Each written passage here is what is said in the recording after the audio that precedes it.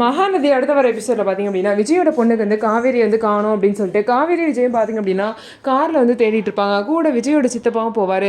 விஜயோட சித்தப்பா பார்த்தீங்கன்னா கண்டிப்பாக அந்த ராகவ் தான் கடத்திருக்கணும். அந்த பசுபதியோட பையன் ராகவ் தான் ஜெயிலேருந்து வந்திருக்கான்.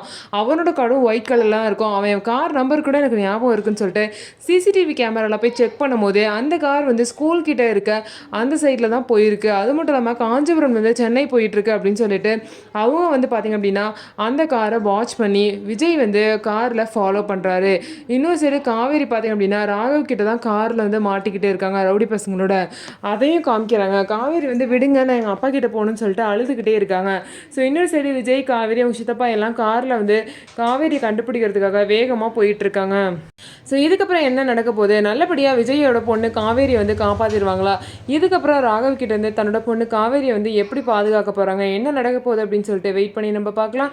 நம்ம வீடியோ உங்களுக்கு பிடிச்சிருந்தா நம்ம வீடியோவை லைக் பண்ணிக்கோங்க. மறக்காமல் நம்மளோட சேனலை சப்ஸ்கிரைப் பண்ணிவிட்டு பாருங்கள்.